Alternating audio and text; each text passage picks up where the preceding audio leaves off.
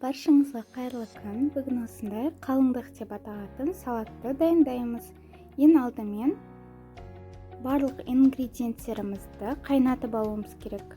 Тұздалған суда тек қана осы біздің пиязымызды қайнатпаймыз. Пиязымызды осылай кубиктап тураймыз. Енді маринад жасаймыз. Осы пиязымызға 2 шай қасық қантымызды салып, 1 ас қасық уксус құямыз. Менде бұл яблочный уксус болды. Үстіне ыстық суды қойып, 10 минутқа қойып қоямыз. Енді осы піскен, суыған тауық етімізді кубиктап турап аламыз.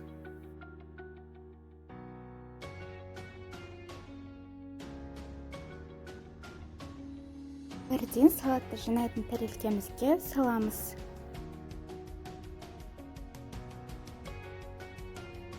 Үстіне енді майонез саламыз. Осы майонезді кондитерлік қапшыққа немесе салфанға салып істесеңіздер ыңғайлы болады.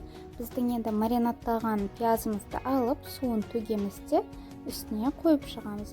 Ал енді қайнаған картопымызды осындай үлкен теркадан, үккіштен осындай үлкен жағынан өткіземіз. Үстіне тағы бір слой майонез жағамыз. Ал енді жұмыртқамыздың сарысы мен ағын ажыратамыз. Сарысын осылай ұсақ теркада үккіште өткізіп аламыз.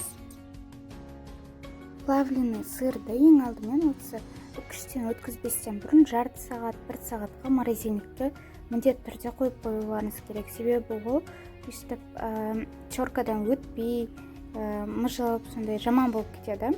Енді плавленый сырдың үстінен ұсақ теркадан жұмыртқамыздың ағын саламыз. Біздің дәмді әрі нәзік салатымыз дайын болды. Ал енді үстелге берместен бұрын бұл салатты 1 сағатқа тоңазытқышқа қойып қойсаңыздар жақсы. Астарыңыз дәмді болсын.